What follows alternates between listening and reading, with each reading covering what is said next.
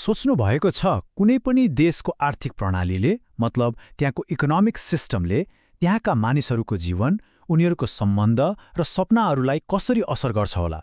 आजको यो विश्लेषणमा हामी समाजलाई हेर्ने दुईवटा एकदमै फरक दृष्टिकोण, पुँजीवाद र समाजवादको गहिराइमा पुग्नेछौँ अनि हेर्नेछौँ कि यी दुईको मिश्रणले कस्तो खालको समाज बन्छ। ल, अब एउटा एकदमै आधारभूत प्रश्नबाट सुरु गरौँ न। आखिर यो समाज, सोसाइटी बन्छ चाहिँ कसरी? यो कुनै किताबमा मात्रै पढ्ने प्रश्न होइन।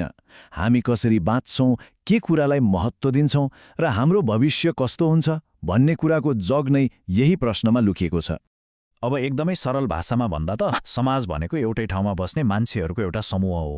तर कुरा यति मात्रै होइन, यसको असर चाहिँ हामीले सोचेभन्दा धेरै गहिरो हुन्छ।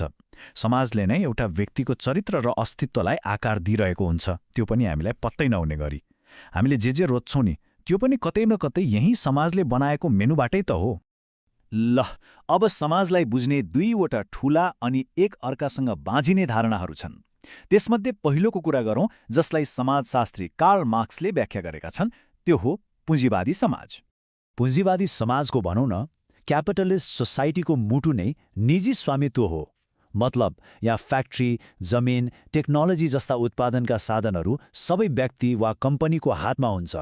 र यसको पछाडिको सोच कस्तो छ भने, जब मान्छे आफ्नो लागि प्रतिस्पर्धा गर्छ तब त्यसले पुरै समाजलाई नै नयाँ र धनी बनाउँछ। तर मार्क्सले के भन्छन् भने यो सिस्टमको एउटा अँध्यारो पाटो पनि छ।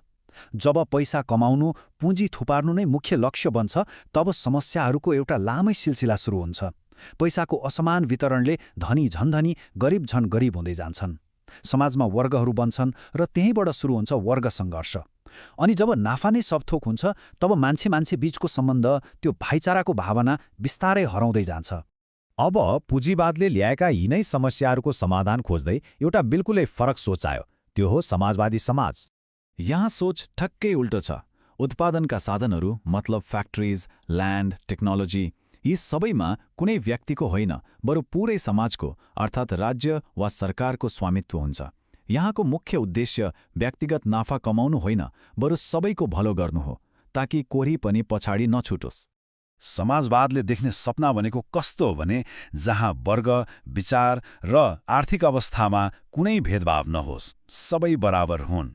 यसले असमानतालाई हटाएर मानवतालाई जोगाउने लक्ष्य राख्छ। तर हेर्नुहोस्, यो सपना जति राम्रो छ नि, यसलाई व्यवहारमा लागू गर्न उस्तै गाह्रो छ। जब सबैलाई बराबर बाँडिन्छ, तब उत्तिकै मेहनत गर्ने जोस नहुन सक्छ। अनि यस्तोमा अन्तर्राष्ट्रिय स्तरमा प्रतिस्पर्धा गर्न चाहिँ गाह्रो पर्छ। त्यसो भए यी दुईमा मुख्य फरक के रहेछ त? ओनरसिप अर्थात् स्वामित्व, पुँजीवादमा निजी क्षेत्रको, समाजवादमा राज्यको। तर यो सम्पत्तिको मात्र कुरा होइन है, यो त मानव स्वभाव र समाजको उद्देश्यबारे नै दुई फरक दृष्टिकोणको लडाईँ हो। कि मानिस व्यक्तिगत फाइदाले बढी चल्छ कि सामूहिक हितले? अब यहाँ एउटा एकदमै रमाइलो प्रश्न आउँछ।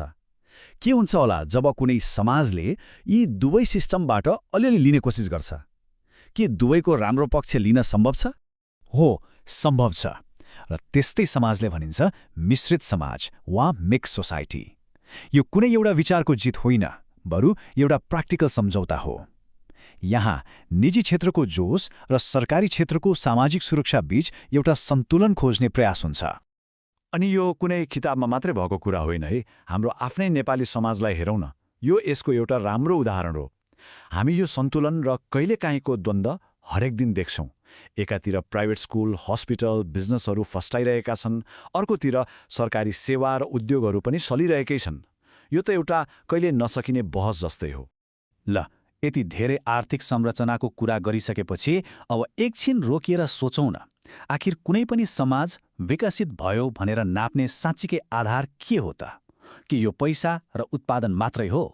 यो भनाइले हामीलाई यो आर्थिक बहसमा मात्रै नअल्झिन भन्छ। समाज चाहे पुँजीवादी होस्, समाजवादी होस् वा मिश्रित, त्यसको सफलताको अन्तिम मापन भनेको जीडीपीको आँकडाले होइन, बरु त्यहाँका मानिस कति खुसी छन्, कति सन्तुष्ट छन् र मानवता कति जोगिएको छ भन्ने कुराले गर्छ। आखिर इकोनोमिक सिस्टमहरू त साधन नहुन्, साध्य त मानिसको खुसी नै हुनुपर्छ। र यसले हामीलाई एउटा निकै गहिरो प्रश्नको अगाडि ल्याएर छोडिदिन्छ। यदि खुसी नै विकासको असली नाप हो भने हामीले हाम्रो समाजलाई कस्तो बनाउनु पर्ला? यहाँ प्रश्न कुन सिस्टम राम्रो भन्ने मात्रै रहेन, बरु प्रश्न के भयो भने हामीले हाम्रो समाजमा व्यक्तिगत स्वतन्त्रता र सामूहिक सुरक्षा, प्रतिस्पर्धा र सहकार्य बीचको त्यो सही सन्तुलन कसरी भेटाउने?